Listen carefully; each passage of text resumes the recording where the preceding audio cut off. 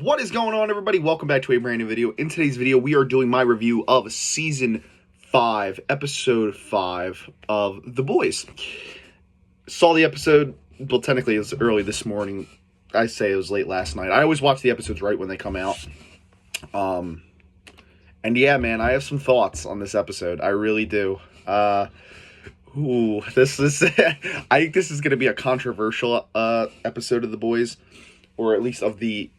I shouldn't say controversial. I should say, like, split. I feel like this is going to be the most divided episode of the Season 5 of The Boys so far. But, yeah, I have my thoughts, so let's get right into it. All right, so, like I said, I think this is going to be a very divisive episode for people. It certainly is for me. And, yeah, so, overall, I think the episode is pretty good. But I'm not going to lie, that's only because of the second half. The first half of this episode is some of the worst Boys I've ever seen in my life. It's some of the worst this show has to offer. I'm so serious. So essentially, they kind of did something different with this episode. They kind of did like this... it's not like anthology, but they did like this storyline where you follow each character. It's almost like chapters. You start off with Firecracker. You follow her through her story. Well, actually, I'm sorry. Let me restart. It starts at this conference room meeting that the Seven's having of how to prepare Homelander for his ascension, as he calls it. And then it follows each of the characters. But each time it goes to a new character, it cuts back to that meeting. So you start off with Firecracker. It takes you through her story. It shows you that she has this relationship with an old pastor that she knew from her church as a kid, and that they're experiencing issues with this soup, and he was begging her to see if she could do something about it, tell Homelander, maybe he'll help, type of thing. And so you get a little bit of her backstory, and I knew, I called it the first 10 minutes into the episode, something's up. Something's going to happen. And sure enough, it did at the end, which we'll get into. I just knew something was up with her, man. So then you get her story. Then it takes you to Black Noir's story. You see what he's kind of doing outside of the Seven that he's not supposed to be. He's a play actor, which we heard him talk about a little bit in Season 4, and he's got this relationship with, I forget the director's name. I know his last name's Bork. I forget his first name. It was the dude that was sleeping with Ashley. And they both have this fucking hate for the Deep. They both can't stand him. And the Deep ends up killing him. I guess they put him in to tie up his storyline. And then you get the perspective. This is really where the episode started to really go downhill. And I was like, all right, man, I think I've had enough. I'm not even kidding. This is the first time I've watched an episode of television in years. A brand new episode of television for like something I'm excited about, where I was like, I want to fast forward. I almost did. I came this close. I swear to God. We get the perspective of Butcher's dog. Which was just a bunch of filler nonsense. We have him envisioning Homelander bending over and asking him to fuck him. I'm not even kidding. We have a sequence where he eats a chocolate bar, and then the boys have to try and make him throw it up, so they put like peroxide in his mouth or some stupid shit. That did lead to some decent conversations between the members of the Boys. I think they kind of showed that just to show that Butcher still has a little bit of humanity left in him, and it's that dog. That dog is like the only thing he cares about and brings out the best in him. Because, when he's, caring for that dog, I think it makes him realize that, okay, I can't live with Huey and Kimiko and Starlight dying. And that's when he tells Huey, I'll give you the V1 to give to them. So that brings out that kind of bit of humanity that's still inside of him, because he's not evil. He's not Homelander. I know people are like, oh, he's turning into Homelander. I know they say it in the show, you might be worse than it. No. He's not even remotely close to being as bad as Homelander. Homelander is evil, has no feelings, and will hurt anybody without thinking. He doesn't give a shit. Butcher has feelings, and Butcher is a man, and there's lines I can guarantee you he will not cross that Homelander's already crossed by a mile. So, but yeah, so you get the whole perspective of his dog. Again, at this point of the episode, this is like maybe 30 minutes in, I'm tapping out. I'm like, this sucks. This is a fucking terrible episode. This whole episode has just been a waste. And I was so mad. I was so fucking mad. And then This is when the episode does a whole fucking, like, 180. We go to Sage's perspective. And we find out what her overall endgame is in all of this. Because if you have a brain, we all fucking know that she's not... I mean, like, they literally outright say it in Gen V Season 2. She has ulterior motives than just helping Homelander. She does not want Homelander to live forever. She does not want him to find the V.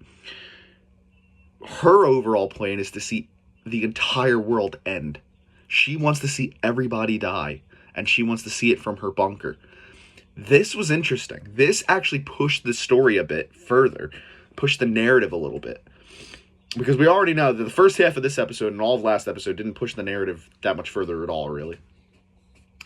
Finding out, though, that her plan is to watch everybody die, Supes included, and for her to be the only last survivor. The reason why is fucking stupid to me. I have to admit.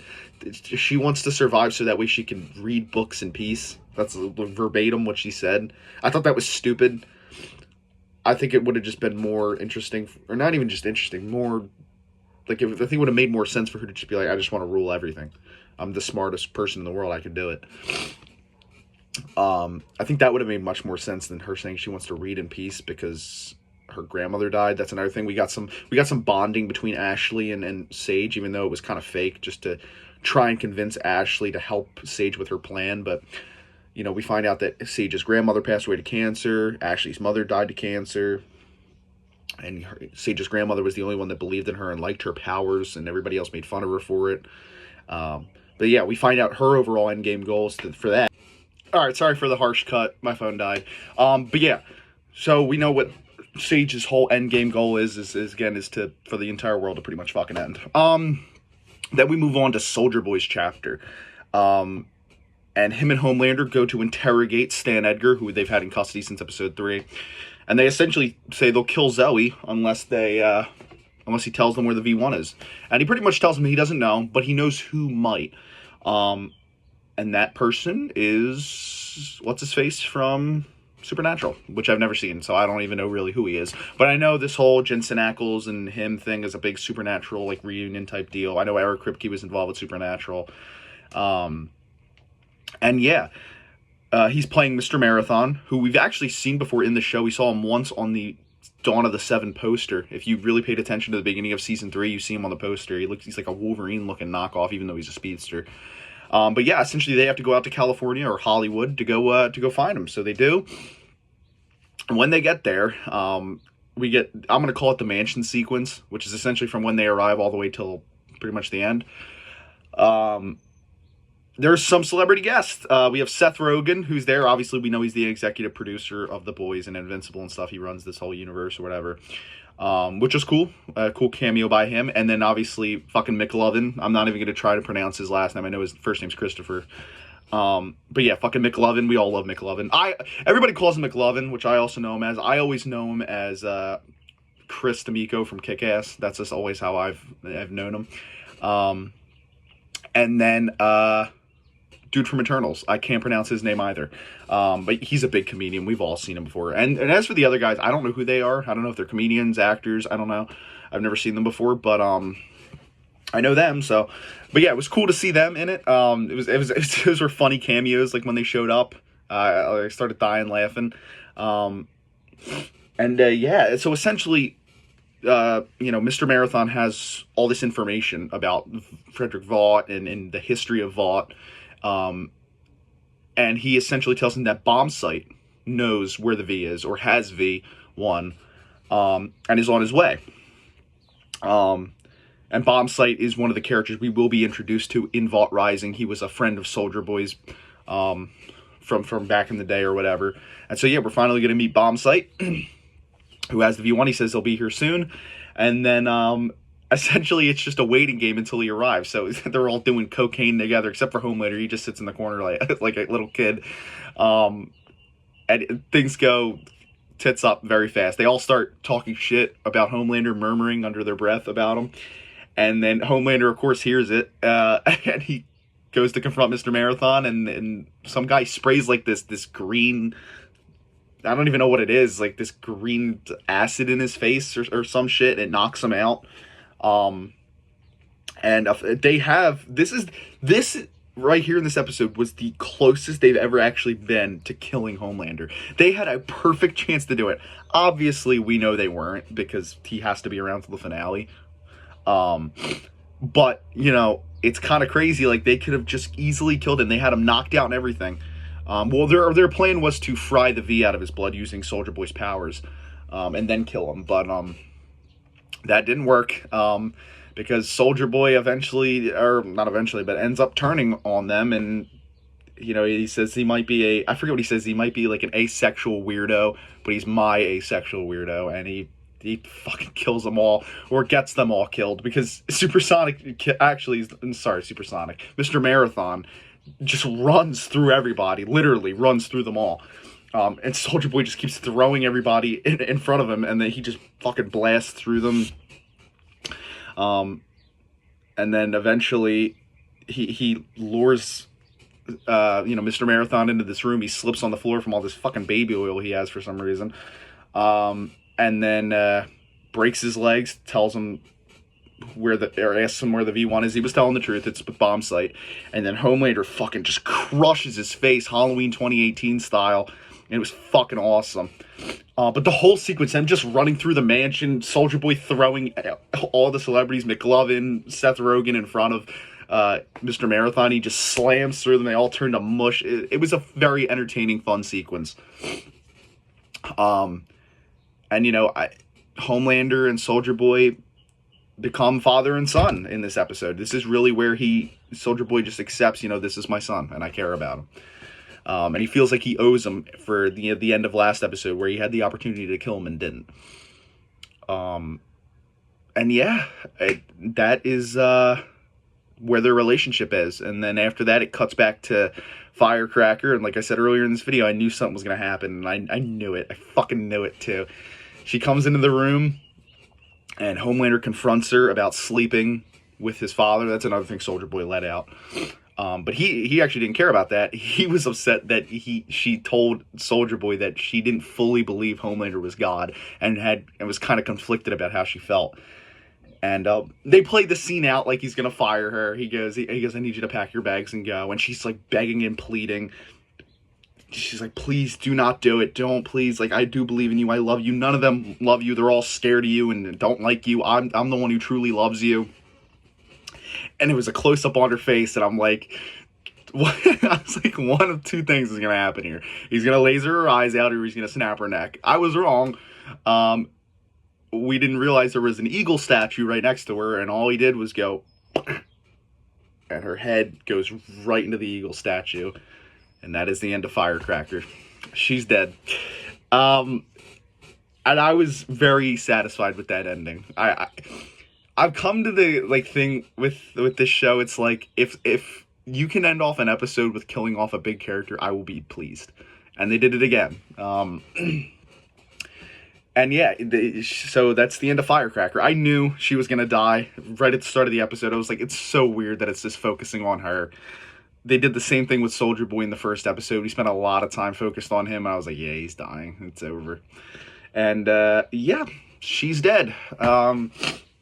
She's not the biggest character in the world. She's only been around since last season, but, she's become a big part of the Seven and of the show. She's become a very vital, pivotal character. I wish she would have had a bit of an arc. She doesn't really have much of an arc. She kind of just goes from being bitchy, mean girl who hates Starlight to bitchy girl who hates Starlight at the end. She doesn't really have much of an arc. She started to have a redemption arc in this episode, but it never goes anywhere, and she just kind of dies. I'm very mixed on this episode. I really do like it, but I also don't. I hated the first half, like I said. The first half was terrible. It just was dragging out way too long.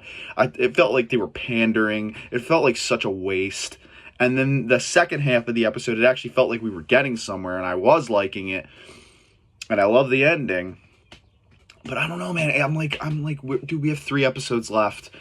I'm like, we gotta, something's gotta give here. We gotta start building up to something. I understand, we're building up to Homelander getting the V1 or whatever. It's but there's I was just expecting more. I was expecting a bigger, again, same thing with Stranger Things. I was expecting bigger scale. Like, I feel like the scale is feeling so small right now. You know, it just feels like another day in the life of the boys. Like, dude, the scale needs to feel big, dude. It needs to feel big. There needs to be some threat going on here. There needs to be something big happening. And hopefully with the last 2 episodes, that's what we get. You know, like another thing, where the fuck is Ryan, dude? Where's Ryan? Like, he should be working with the boys to help take down Homelander. And we all know he'll show up probably in the finale. But yeah, man, the episodes have been good, really good so far. Big picture, I'm like I said, I'm getting nervous. I'm hoping they can do it. But overall, though, this was a good episode. I definitely like this more than episode 4. I don't think I liked it more than 1, 2, or 3. So my overall ranking right now would probably be 4, 5, 3, 2, 1. That'd be my ranking of the episodes. But yeah, let me know what you guys thought down in the comments below. I would love to hear your thoughts on the episode. And yeah, make sure to rate, comment, subscribe. And I'll see you guys next time. Bye, guys.